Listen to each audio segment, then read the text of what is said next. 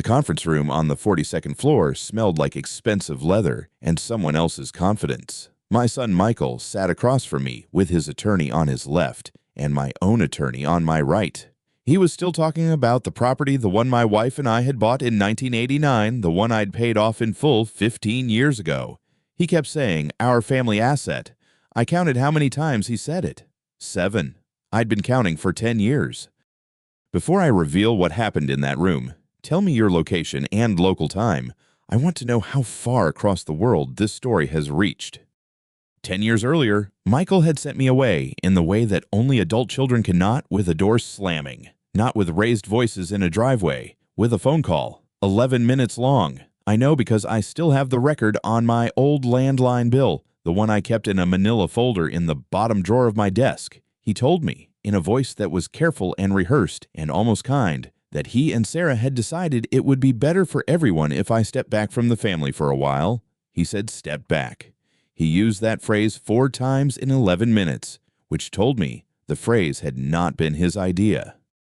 He gave me reasons. He said I had been difficult at Christmas. He said Sarah felt uncomfortable around me. He said the children, his 2 daughters, who were 4 and 6 at the time, needed stability, and that my presence created tension. Every sentence was reasonable. Every sentence had been assembled by someone who understood that a reasonable sentence is harder to argue with than a cruel one.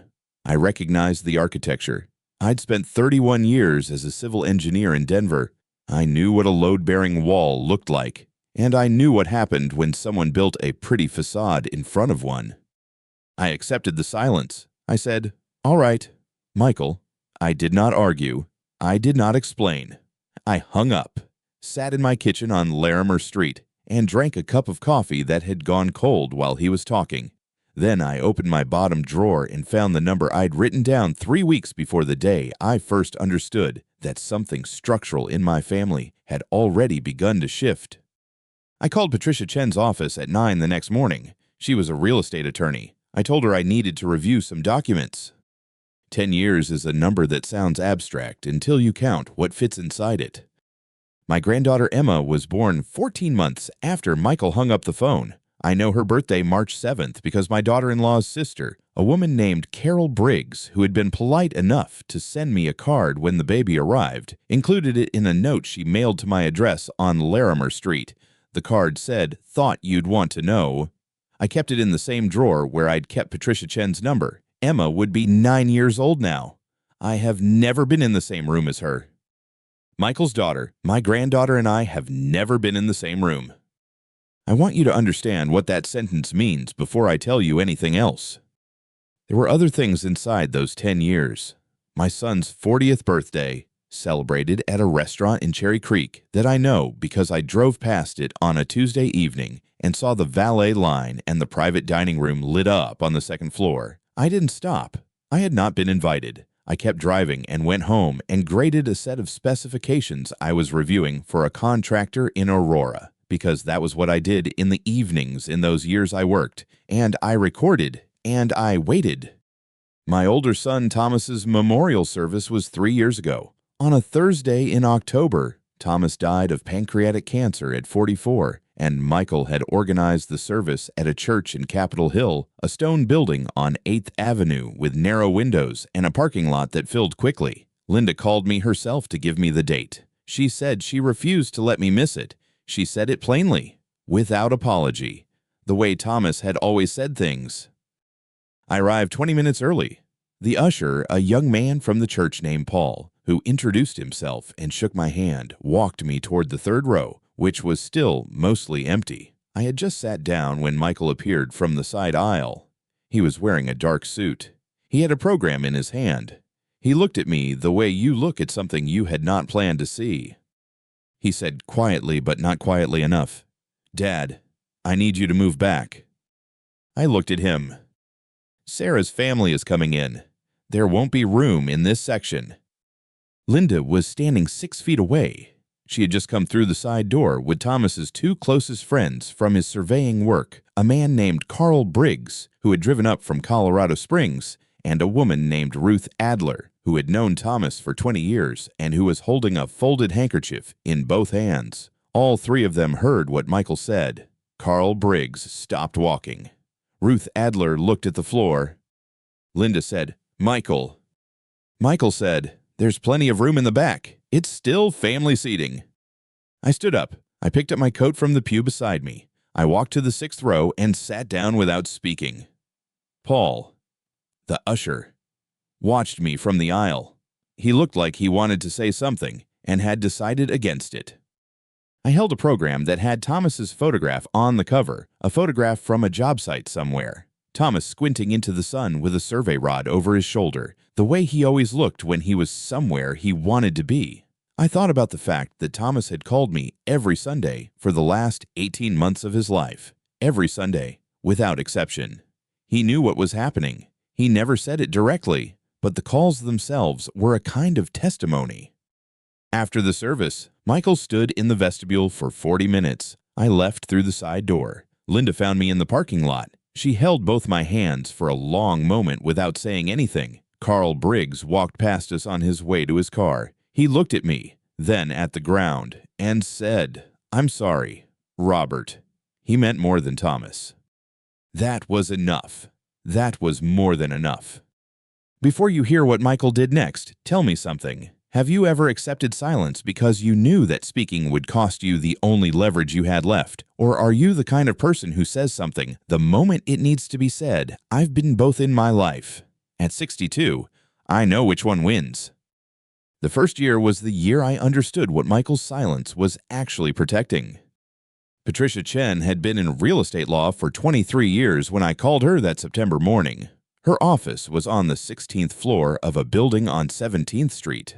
And the first thing I noticed when I walked in was that she kept her files in labeled binders on open shelves, not in drawers, not in boxes, but visible and organized and ready. That told me something about how she worked.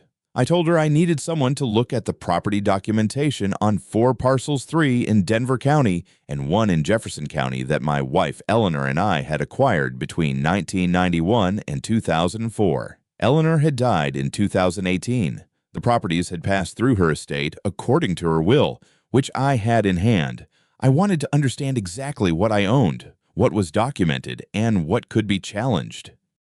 Patricia looked at the documents for 40 minutes without saying much. Then she looked up and said, "Mr. Calloway, has anyone approached you about these parcels recently?" I told her not directly. She said, "Then I'd suggest we establish a very clear paper trail before anyone does." We spent the next 3 months doing exactly that. Every deed, every transfer, every amendment pulled, verified, and filed with the county recorder's office with dates and signatures that could not be disputed.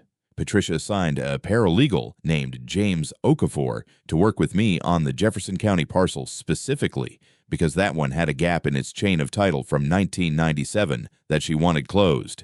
James was 29 years old and methodical in the way that young lawyers are methodical when they are still trying to prove something.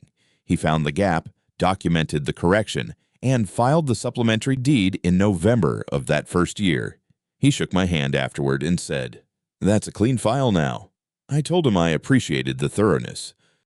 Michael had no idea any of this was happening.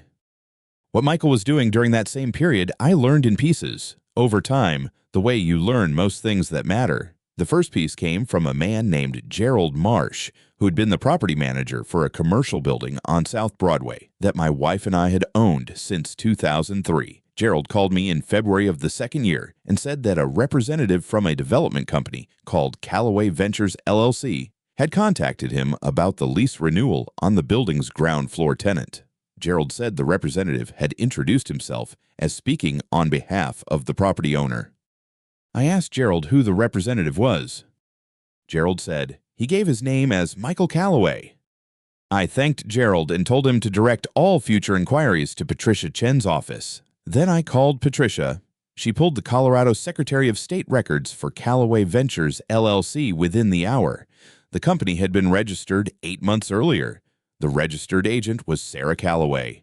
The listed manager was Michael Calloway. There was no mention of Robert Calloway anywhere in the filing. A company bearing my family's name, managing property that belonged to my wife's estate, with my name absent from every document. Patricia said, "This is the beginning of something, not the end of it." She was right. Over the following months, Gerald forwarded me 3 more communications from Callaway Ventures, 2 emails, and 1 letter on company letterhead, each one treating the South Broadway building as an asset under Michael's management. In one email, Michael had written to a prospective tenant that the building was currently being repositioned within the family portfolio. The phrase family portfolio appeared twice in that email. My name appeared 0 times. I printed every email. I kept them in a binder that I labeled simply with the year and the address. The binder went into the same bottom drawer where I kept the other things. What I understood by the end of that second year was the architecture of what Michael was building. He was not acting impulsively. He was constructing something methodically, a paper history in which Callaway Ventures had always been the managing entity, in which my absence from the family was evidence of my irrelevance, and in which Thomas's death would eventually become a legal instrument. Thomas had died without children. His share of the family estate, such as it was, would need to go somewhere. Michael had already begun positioning himself as the natural heir to everything Thomas left behind, and, by extension, everything our parents had ever passed to either of us.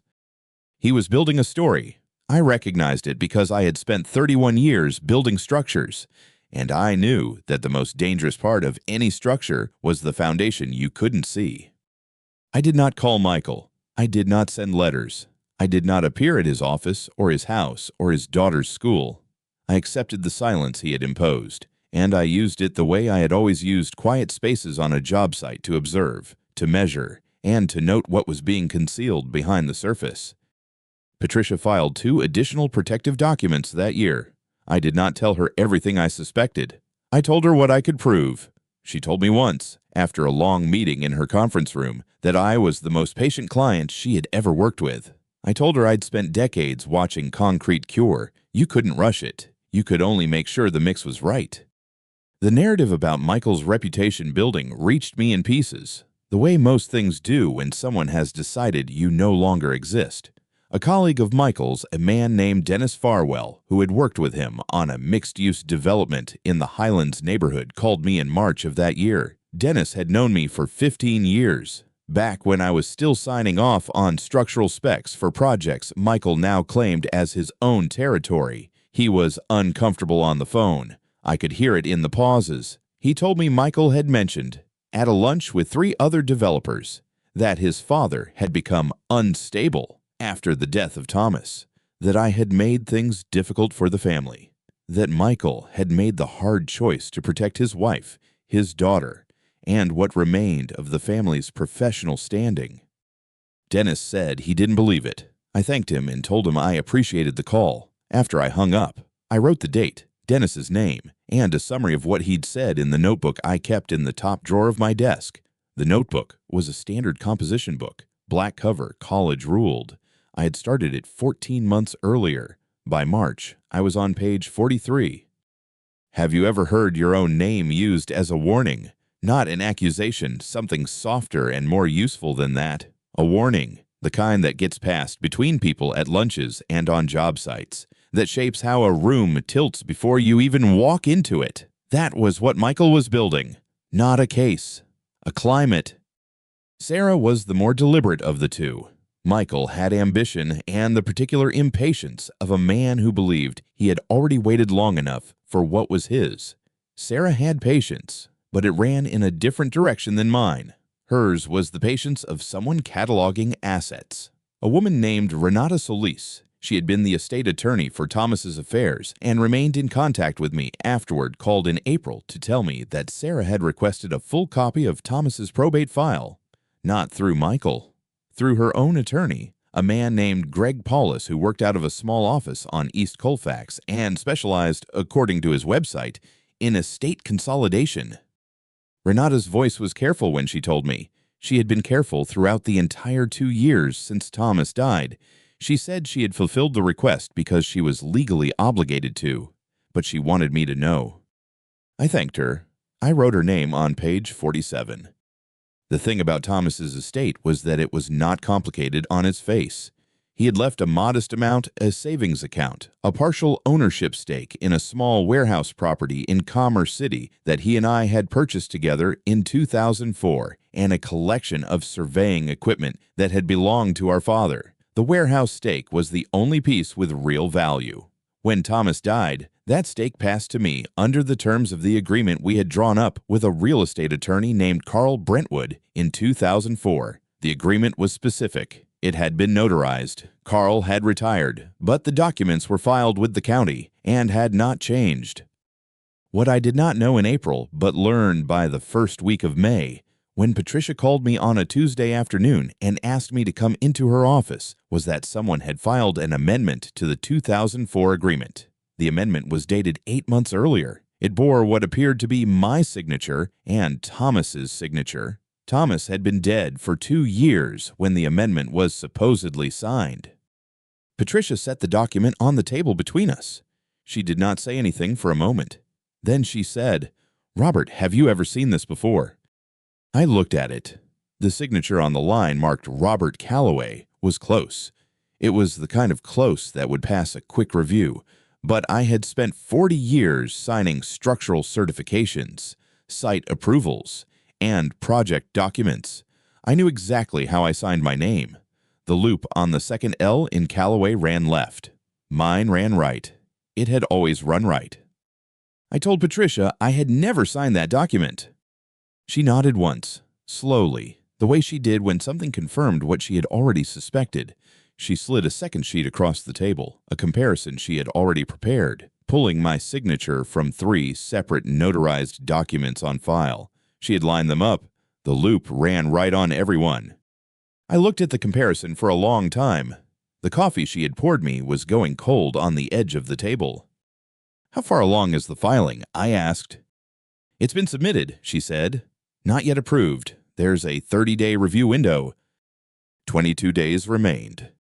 I picked up the coffee. I drank it cold. Then I asked Patricia what we needed to do in the next 22 days. And she opened a second folder, one she had clearly prepared before I arrived, and began to explain. I did not feel the thing I might have expected to feel in that room. What I felt was closer to the stillness that comes on a job site when you've identified a structural flaw before the pour. There is a window. The window is narrow, but the flaw has not yet become permanent. Michael had made his move. He had made it quietly, through documents, through a forged signature, through a dead man's name. He had counted on me not looking. He had spent 10 years building a version of me unstable, difficult, irrelevant, that would make it easy for people to believe I simply hadn't noticed. He had forgotten that I spent my career noticing. The envelope arrived on a Tuesday.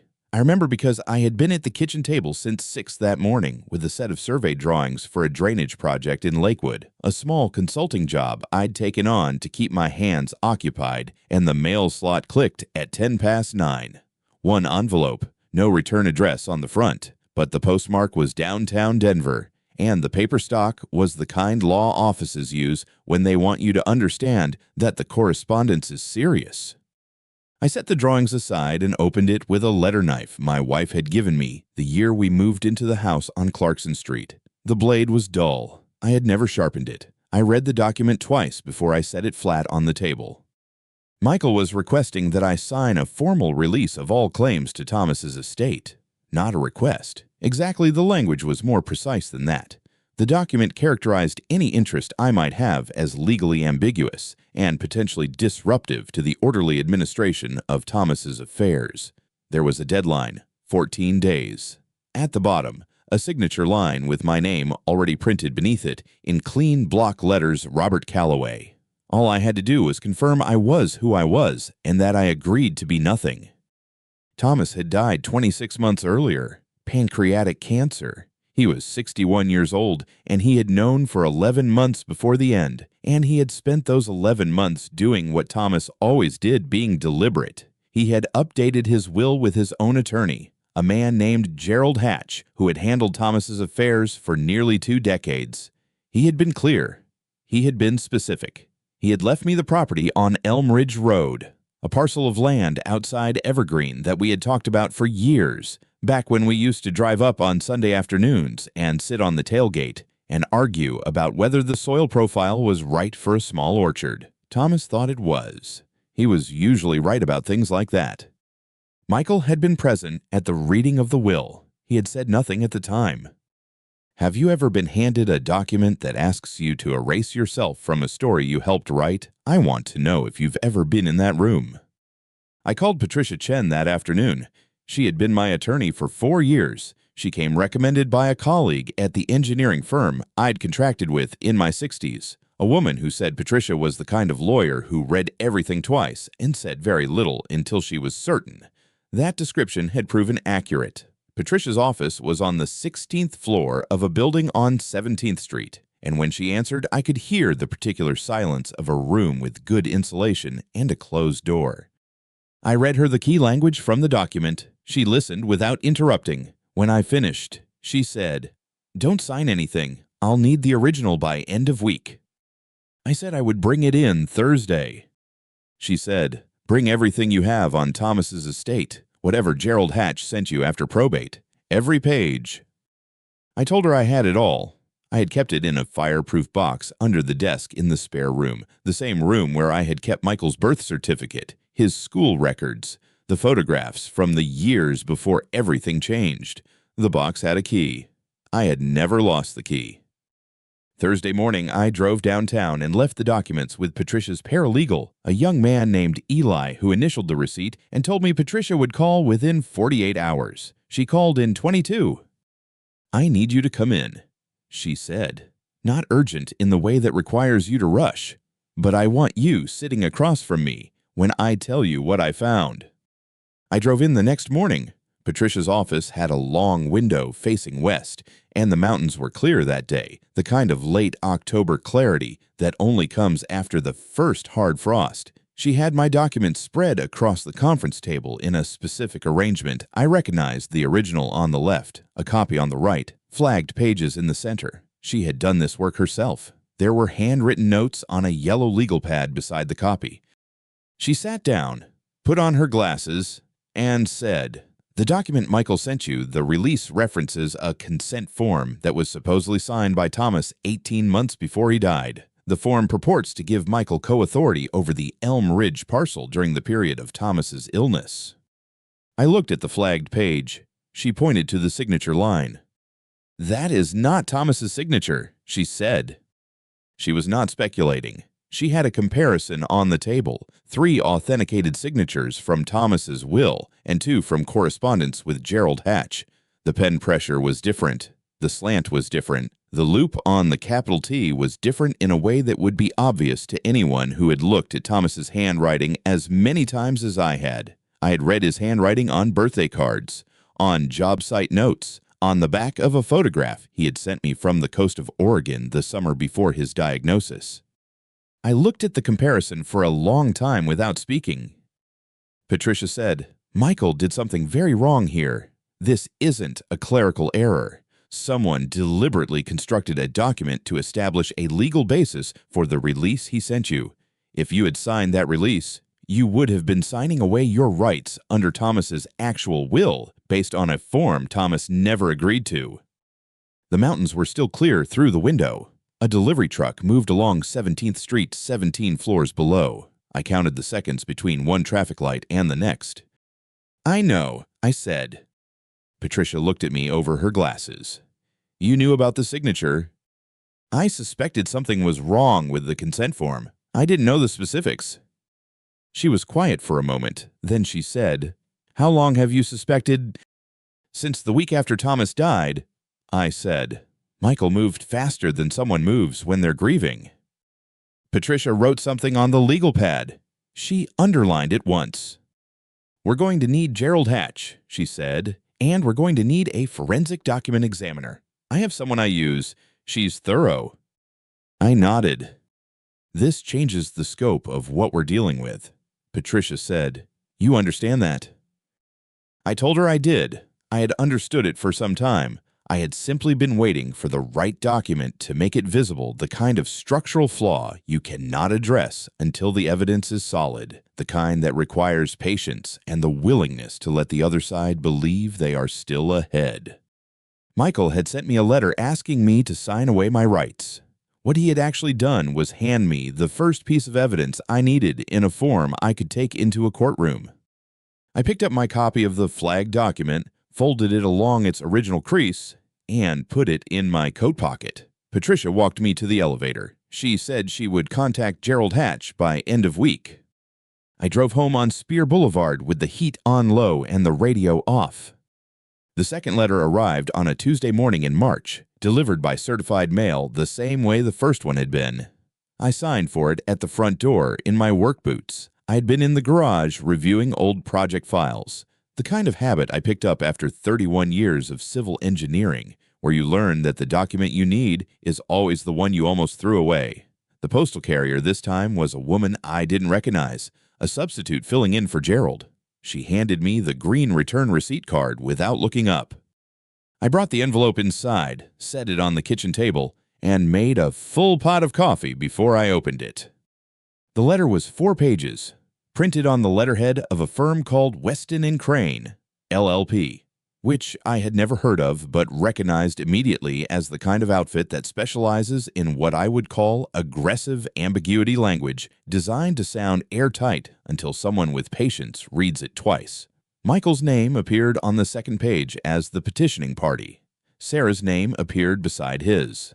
The claim was straightforward in the way that dishonest things often are when they have been written by someone who expects the other side to fold the house on Claremont Avenue in Denver, the one I had purchased in 1991 with Eleanor, the one where Michael and Thomas had grown up, the one whose mortgage I had paid off entirely by 2009 was being characterized as a shared family asset to which Michael and Sarah held an equitable interest by virtue of their ongoing family relationship and the contributions they claimed to have made to its maintenance and upkeep. There was a number at the bottom of the last page. It was the amount they believed represented their share. The number had 6 figures. Have you ever read something so precisely wrong that it becomes almost interesting, not outrageous in the way that makes your hands shake, but wrong in the particular way that a load-bearing calculation is wrong, where the error is so fundamental that the entire structure above it is already falling, and the person who built it simply hasn't looked up yet? I read the letter twice, then I folded it, set it on top of the first one in the manila folder on the kitchen counter, and called Patricia. She answered on the second ring. I read her the relevant section. There was a pause on her end that lasted approximately 4 seconds. She said, "He doesn't know what you have, does he?" It wasn't a question. I told her he did not. She said she wanted me to come in the following morning and bring every document related to the Claremont property, the original purchase agreement, the title history, the mortgage satisfaction notice, the property tax records going back to 1991, and anything else I had in the files. I told her I already had them organized. She said she knew I would. The files were in a fireproof cabinet in the garage, in a drawer labeled with a piece of masking tape that said Claremont in my handwriting from some time around 2004. 31 years of engineering work teaches you to keep originals, to date everything, and to never assume that the record someone else holds is more reliable than the one you made yourself. The mortgage satisfaction notice was dated April 14, 2009. The title had been in my name alone since Eleanor passed in 2014, updated through the probate process that Michael had attended in person and signed off on without objection. I had the signature page from that proceeding in a separate folder, also labeled, also dated. Patricia's office was on the 16th floor of a building on 17th Street, the kind of building with a lobby that smells like polished stone and recycled air. I arrived at 8:45 the next morning with a canvas bag containing the files. Her assistant, a young man named Daniel who had been with the firm for 2 years and always remembered how I took my coffee, waved me through without checking in. Patricia was already at the conference table when I walked in, Across from her sat a woman I had not met before, a small woman in her early 60s with silver-framed glasses and the particular stillness of someone who has spent decades in rooms where precision matters. Patricia introduced her as Margaret Okafor. Margaret had been a notary public and document examiner in Denver for 27 years.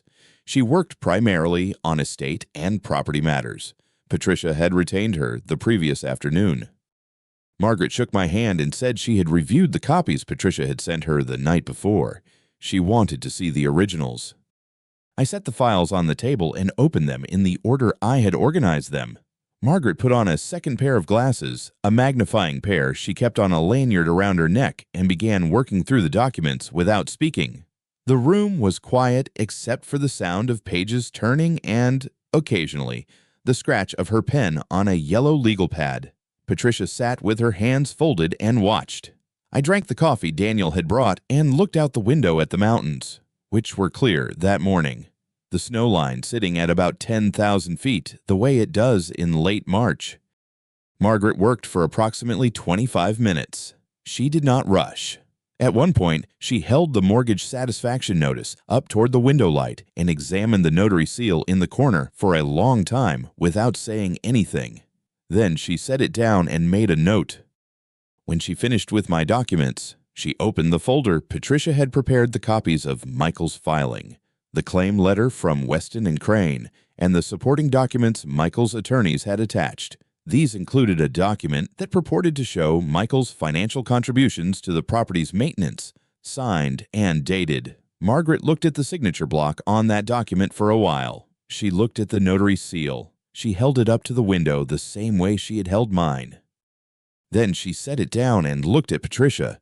She said, "This seal is from a notary whose commission expired in 2019. The document is dated 2022. Patricia said, "I see that."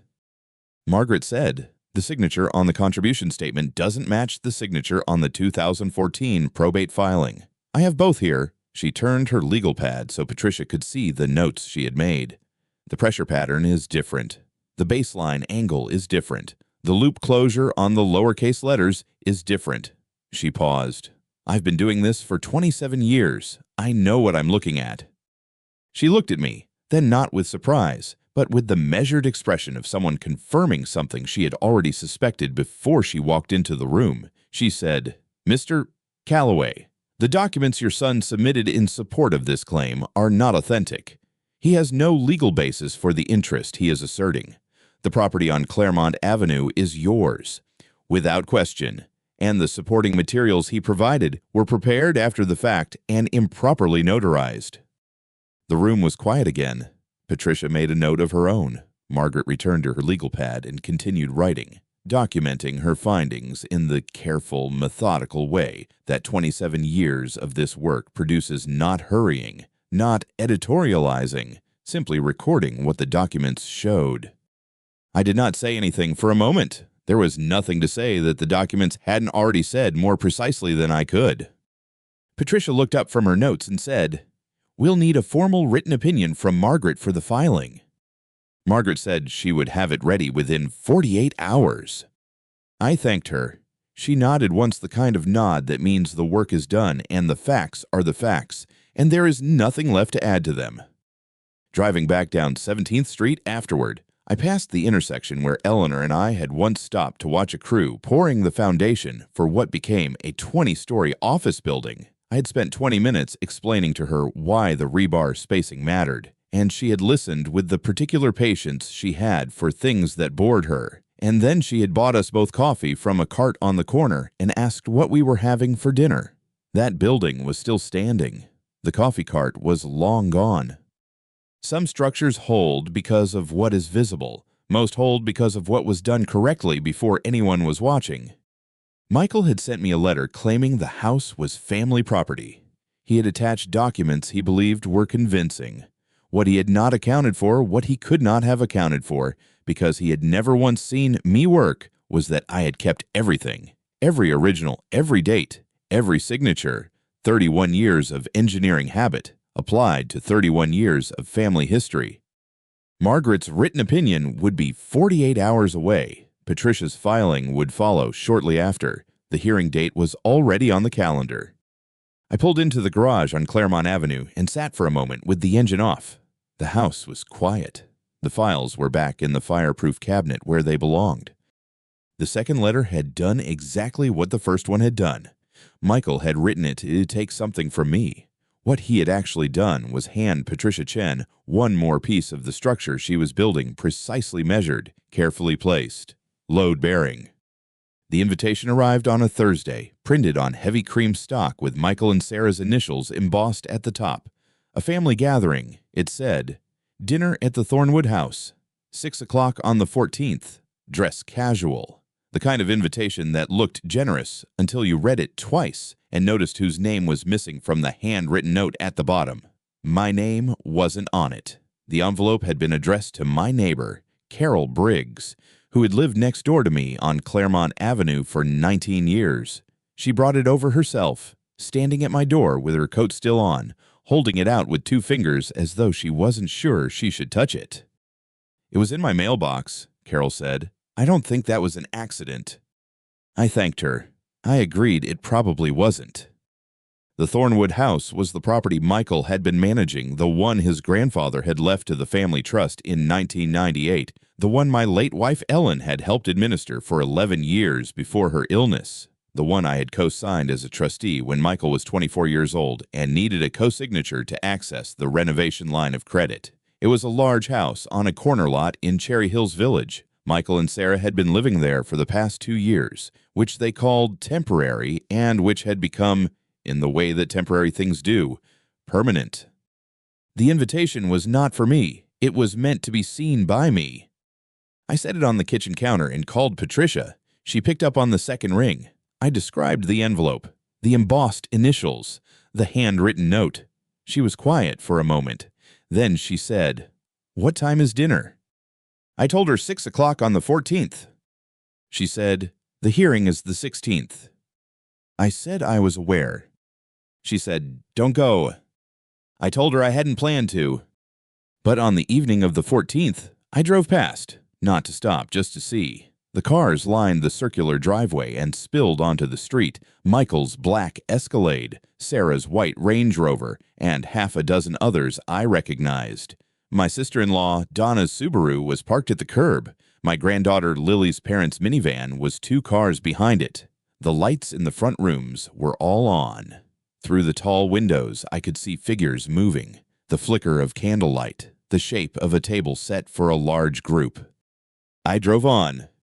What I learned afterward came from Donna, who called me the following morning. Her voice had the careful quality of someone choosing words in real time, testing each one before she said it out loud. Michael had stood at the head of the table after the main course was cleared. He had tapped his glass. He had given what Donna described, with notable restraint, as a speech. He told the people at that table, his wife's parents, his own cousins, Donna herself, and Lily, who was 11 years old and seated next to her mother, that he had spent the past several years working to bring the family's assets under proper management. His words, proper management. He said that certain decisions made in the past had created confusion about ownership and control, and that he had taken steps to resolve that confusion. He said that going forward, the Thornwood property and the associated accounts would be administered solely through his name and Sarah's. Then he said that his father had chosen, over many years, to remove himself from the family, and that this choice had consequences. Donna paused at this point in her account. I waited. She said Lily had looked up from her plate when Michael said that. Lily was the daughter of my older son Thomas, who had died 3 years ago of pancreatic cancer at 41.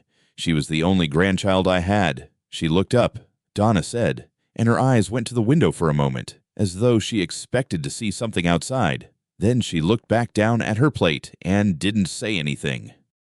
Sarah, Donna said, was smiling through most of it. Not broadly, it was a contained smile, the kind that lives at the corners of the mouth and doesn't reach the eyes. But when Michael said the words, his father had chosen to remove himself from the family, Donna said Sarah turned her head just slightly, just for a second, and looked at Lily. Lily was 11 years old and sitting 2 seats away, and she wasn't looking at Michael. She was looking at her plate. Sarah looked at her for that 1 second, and then she looked away. And the smile came back, smaller than before. Donna said she had thought about that moment since. She said it was the only time all evening that Sarah had looked like she knew exactly what she was doing. I was not there. I had not been invited. But Michael had made sure the right people were there to hear it, and he had made sure, through Carol's misdelivered envelope, that I would know what had been said. He told everyone I was no longer part of the family. He did it in front of witnesses. He did it in front of an 11-year-old girl who had lost her father 3 years ago and who still, according to Donna, kept a photograph of me on her nightstand from a camping trip we'd taken when she was 7. Donna's voice, by the end of the call, had lost its careful quality. She said, "Robert, what is he doing?" I said I wasn't sure I could explain it over the phone. She said, "Is there anything I can do?" I told her to keep the invitation, the cream envelope with the embossed initials. I asked her not to throw it away. She said she still had it. She said it felt wrong to touch it, so she'd set it on her dresser and left it there. I told her that was exactly right. I told her Patricia Chen would be in contact before the end of the week. There was a long pause. Then Donna said, very quietly, "You already knew this was coming, didn't you?" It wasn't quite a question. I didn't answer it as one. "Get some sleep," I said. "The 14th is over. The 16th is what matters now." After I hung up, I sat at the kitchen table for a while. The house on Claremont Avenue was quiet. The files were in the fireproof cabinet. The hearing was 40 hours away. Michael had spent the evening of the 14th building his case in front of witnesses, announcing ownership, establishing narrative, placing himself at the center of a story he believed he controlled. What he had actually done was give Donna a reason to call me, give Lily a reason to look toward the window, give 12 people at a dinner table a memory they would carry with them into a courtroom 2 days later, when Patricia Chen stood up and asked Judge Harrison to read the second page of Exhibit C. The cream invitation was still on Carol's dresser. The embossed initials caught the light, Michael had said, whenever her lamp was on. I drove home on the same roads I'd been driving for 30 years. The mountains were dark shapes against a darker sky. The temperature had dropped to 21 degrees. Denver in November. 2 days. The call went out on a Tuesday morning. Patricia Chen made it herself, not her paralegal, not an assistant. She called Michael's cell phone at 9:17, and I know the time because she told me afterward, and because Michael later claimed in his deposition that he hadn't received adequate notice. He had received 47 hours of notice. Patricia had also sent a certified letter to his office on Larimer Street and an email to the address his attorney had listed on the original filing. All three were documented. She told him the meeting was to finalize the property resolution. She used those words deliberately. Property resolution, not dispute, not claim. Resolution, a word that implied the matter was already settled, that he was being invited to witness the conclusion rather than contest it. Michael heard what he wanted to hear. He called her back within 20 minutes and said he and Sarah would be there. He didn't call me. The conference room at the Civic Center building was on the 3rd floor, north-facing, with a long window that looked out over Colfax Avenue. Patricia had used that room before she'd told me she liked the light and that the tables seated 12 comfortably, which mattered when you wanted witnesses to have a clear sight line. Judge Harrison arrived at 9:50, 8 minutes before the scheduled time. He set his reading glasses on the table and poured himself water from the pitcher near the window. He didn't look up when I came in. I'd appeared before him twice, once in a boundary dispute in 2006, once in a contractor arbitration in 2014, and he had the particular economy of a man who had learned not to spend energy on things that weren't yet relevant. I sat at the far end of the table. Patricia sat to my left. The 2 bankers' chairs on the opposite side were empty. Michael and Sarah arrived at 9:59.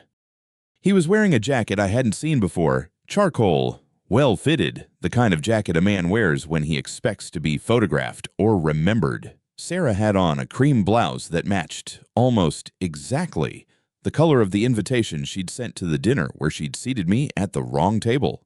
I noticed that. I didn't say anything about it. Michael shook hands with his own attorney. a man named Garrett Wills who had been representing him since the original filing in March, and they sat down across from us without acknowledging me directly. Michael looked at Patricia. Patricia looked at her folder. Judge Harrison said, "We're all here. Let's proceed." Patricia opened the first document. She set it flat on the table and slid a copy across to Garrett Wills. "This is the original deed of trust for the property at 2847 Ridgemont Drive, executed in 1991, naming Robert as sole owner of record. The title has never been transferred, amended, or encumbered by any instrument filed with the Denver County Clerk's Office." She paused. "I've confirmed this with the clerk's office directly. The filing number is on the bottom of page 1. Michael said, "That document is no longer operative." Patricia looked at him. Not quickly, she looked at him the way you look at something you've been expecting to see for a long time. "I'm sorry. It's been superseded." Michael said, "There's an amended agreement. I have it." He reached into the folder Garrett Wills had opened and produced a document, 6 pages, stapled, with what appeared to be signatures on the last page. He slid it across the table. Patricia picked it up. She read the first page. She turned to the second. She turned to the third. She set it down. She said, "You want to tell me you modified it?"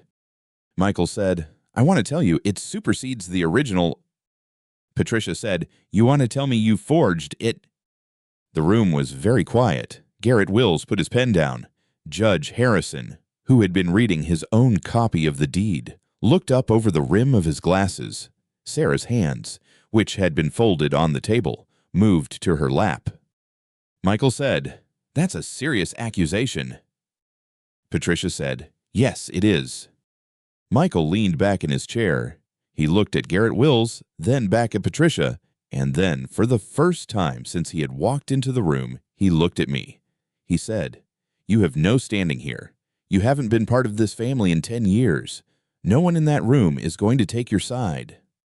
I let the sentence sit for a moment. The window behind Judge Harrison showed the mountains. A bus moved along Colfax, 14 floors below. I said, "Ask Margaret Okafor about the notary seal." Michael said, "Who?" Patricia opened the second folder. She removed a single sheet and read from it. Her voice was level. She didn't look up from the page. "As documented in the notarized record of March 15, 2022, Michael Aldrin signed his name to an instrument purporting to amend the original deed of trust for the property at 2847 Ridgemont Drive. This instrument was not executed by the titled owner of record. It was witnessed by 2 employees of First Mountain Bank, Raymond Cho and Denise Farwell, who have each provided sworn statements confirming that the signature presented to them as Robert Aldrin's was not consistent with the signature on file, and that they raised this concern at the time of signing. Their concerns were not recorded in the instrument. The original notarized record, prepared by Margaret Okafor, reflects that the signing took place under conditions that Margaret Okafor has since described in her own sworn statement as, and I'm quoting directly, inconsistent with standard practice, and one I should have refused. Patricia set the page down. Michael said nothing. Judge Harrison said, "Mr. Aldrin," he was looking at Michael, "do you want to respond to what's just been read into the record?"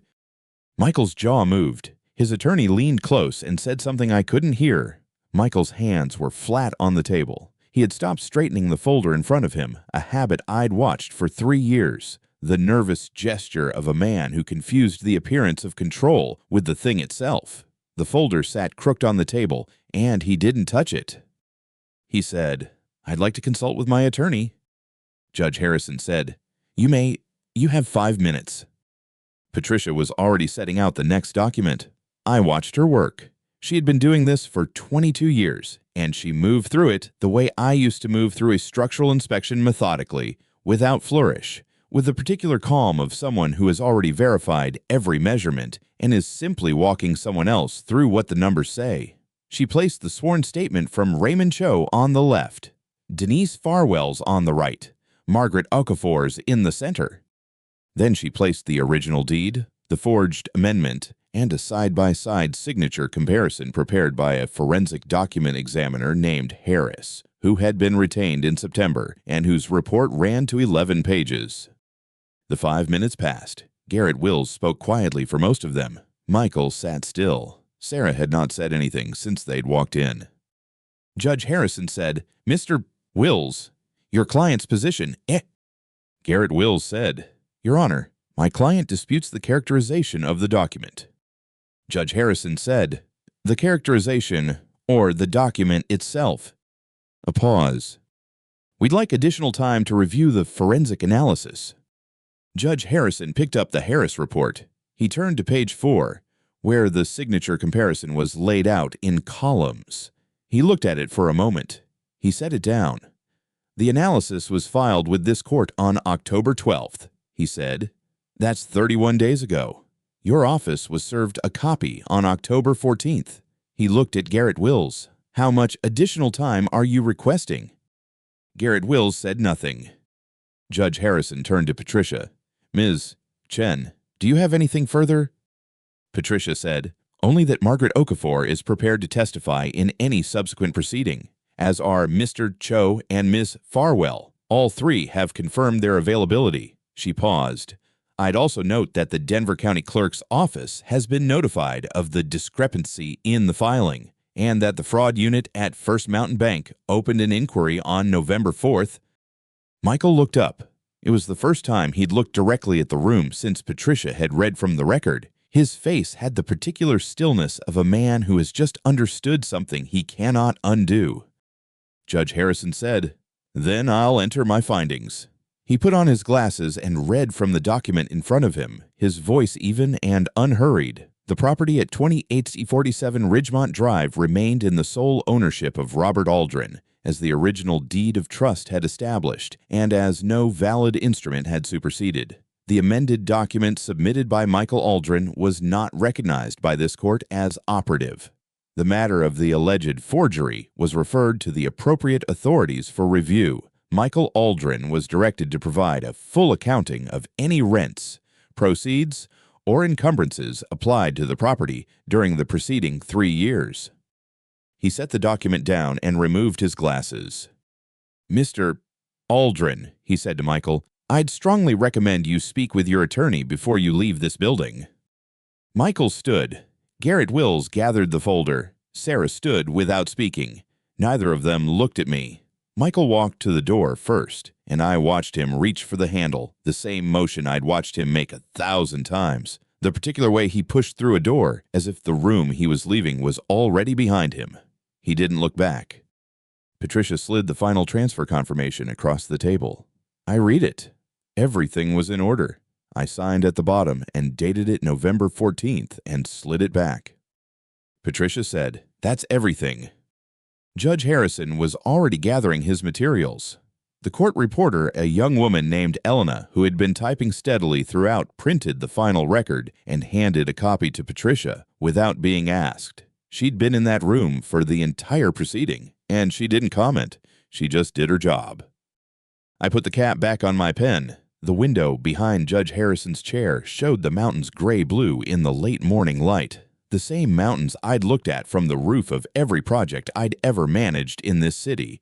The same mountains that had been there the day my wife and I signed the original deed, the day Thomas was born, the day Michael drove away and told me not to come back. Patricia stacked the folders and closed her briefcase. I stood up, put on my coat, and walked to the elevator. The criminal referral moved faster than I expected. Patricia had submitted the forgery evidence to the Denver District Attorney's Office the same afternoon Judge Harrison issued his ruling, and within 6 days, Michael received a formal notice of investigation. The document examiner, a woman named Dr. Elaine Sousa, who had testified in 43 forgery cases across Colorado, had already submitted her written analysis. Her conclusion occupied 2 paragraphs. The second paragraph contained one sentence that I read 3 times. The signature on the 2019 amendment does not match the authenticated samples from the deceased, and the paper stock predates the purported signing date by no fewer than 4 years. Margaret Okafor, the notary who had stamped that amendment, was interviewed the following Tuesday. She told investigators she had no memory of the signing. She said this because she had not been present. She had not been present because the signing had never happened. Sarah's attorney filed a motion to separate her case from Michael's on the 9th day. I read about it in an email from Patricia. I didn't respond to the email right away. I made coffee, stood at the kitchen window for a while, and then responded. The motion was denied. The charges came down on a Thursday morning in late October: document fraud, forgery of a deceased person's signature, and filing false instruments with a Colorado court. Michael's name was on the indictment. Sarah's name was below his. The Denver Post ran a short item on the regional court docket page. It was 4 sentences. His name was spelled correctly in all 4. I know about the item because Carol, my neighbor of 22 years, the woman who had first called me about the man photographing my house, brought the newspaper to my porch that morning. She didn't ring the bell. She left it folded on the top step with a Post-it note that said, "Only page B7. I found it when I went out to check the weather. I brought it inside, read it twice, and put it in the recycling bin." The bank reversed the fraudulent transfer within 30 days of the court order. The property at Millbrook Road, the house my wife and I had built in 1987, the house with the south-facing windows she had insisted on, the house where I had measured every load-bearing wall by hand, was returned to my name without encumbrance. The account Michael had redirected was restored. Patricia sent me a final itemized summary.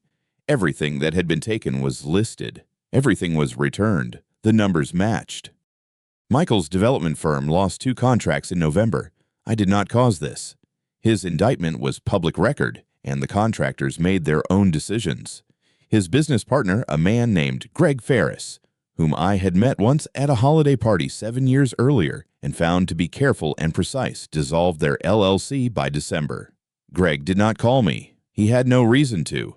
He was simply a careful man who had read the public record and acted accordingly. The call I did not expect came on a Sunday evening, just after 6. The number was one I didn't recognize at first. Then I remembered it. It was Emma's number. Emma was Michael's daughter from his first marriage, 24 years old, a graduate student in Fort Collins. She had been at the birthday dinner. She had stood in the doorway of the dining room while Michael told me the table was full, and she had not said anything, and I had not blamed her for it. She was 20 years old then, and she was her father's daughter. And some things take time. She said, "Grandpa, I didn't know he would do that. I didn't know about any of it. Not the documents, not what he said about you at the party. I'm sorry for what he said about you." I held the phone and looked at the wall. There was a photograph there, my wife and me, on the day we broke ground on the Millbrook house, both of us squinting into the sun, her hand raised to shade her eyes. I had looked at that photograph many times in 10 years. I said, "Thank you for saying that." She said, "I mean it." I said, "I know." There was a pause. She started to say something else, and I let the pause sit for a moment, and then I said, "You can call again if you want to." Then I ended the call. I stood in the kitchen for a while after that. The coffee I'd made earlier was cold. I drank it anyway. The thing I want to say about those 10 years is that the silence was never the hard part. People assume it was. They assume that a man who doesn't call, doesn't write, doesn't show up at the door must be suffering in a particular visible way. But silence is not the same as absence. I was present the entire time in every document I filed, every call I made to Patricia. Every morning I drove past the Millbrook exit on I-70 and did not take it. What Michael believed was that my silence confirmed his version of events, that I had accepted his terms, that the man who didn't call was the man who had given up. He built 10 years of decisions on that assumption. He was not entirely wrong about the silence. He was wrong about what it meant. The people who believe your stillness is weakness are often the ones who will hand you everything you need. They file papers without checking the original deed. They stamp documents without verifying the date. They assume that because you haven't moved, you cannot move, and so they move for you in exactly the direction you need them to go. Have you ever waited not passively, not helplessly, but deliberately for something you knew was coming? Have you ever held a position so long that the people around you forgot you were holding it? Tell me about the patience that looked like surrender but wasn't. Tell me what you held on to, and how long, and what it felt like when the structure finally came down. I'd like to know. I have room for other people's stories now. Ew! The call I did not expect came on a Sunday evening, just after 6. Emma's number. She was 24, a graduate student in Fort Collins. She had been at the birthday dinner. She had stood in the doorway while Michael told me the table was full, and she had not said anything, and I had not blamed her for it. She said, "Grandpa, I didn't know he would do that. I didn't know about any of it. I'm sorry for what he said about you."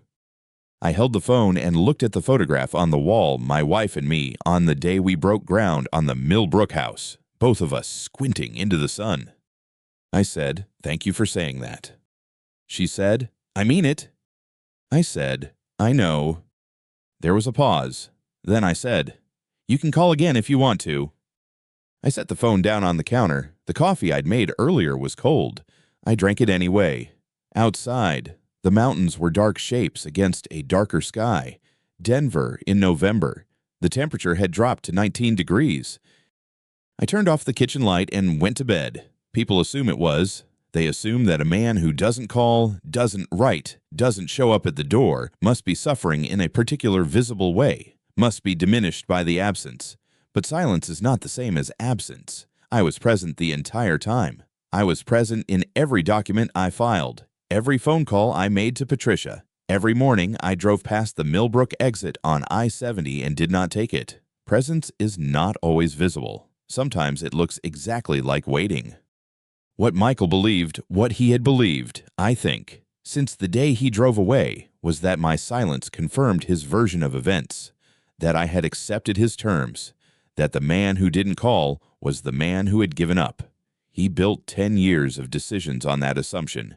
Every contract he filed, every signature he forged, every dinner table he declared full, all of it rested on the belief that I had already surrendered. He was not entirely wrong about the silence. He was wrong about what it meant. The people who believe your stillness is weakness are often the ones who will hand you everything you need. They talk freely in front of you. They file papers without checking the original deed. They stamp documents without verifying the date. They assume that because you haven't moved, you cannot move, and so they move for you, and they move in exactly the direction you need them to go. I did not plan for Michael to forge Thomas's signature. I did not need to. I had prepared for whatever he would do, and what he did was more than sufficient. That is what I mean when I say the silence was a strategy, not a performance, not a pose. A genuine, considered decision to hold still and let the architecture of someone else's choices become the structure of their own undoing. I have spent 40 years as an engineer. I know what a load-bearing wall looks like. I know which ones, if you remove them, bring the whole thing down. Have you ever waited not passively, not helplessly, but deliberately for something you knew was coming? Have you ever held a position so long that the people around you forgot you were holding it? Have you ever stayed quiet in a room while someone built something on the wrong foundation, knowing exactly which stone would give way first? Tell me about the time you decided that the record, the actual legal documented record, mattered more than being believed in the moment. Tell me about the patience that looked like surrender but wasn't. Tell me what you held on to, and how long you held it, and what it felt like when the structure finally came down. I'd like to know. I've been in this house a long time. I have room for other people's stories now. If you have ever held something carefully, a document, a decision, a silence, while the people around you assumed you had nothing left to hold, then you already understand what this story was really about. It was never about winning. It was about knowing the difference between a wall that carries weight and a wall that only looks like it does. If these stories find something true in you, I'll be here.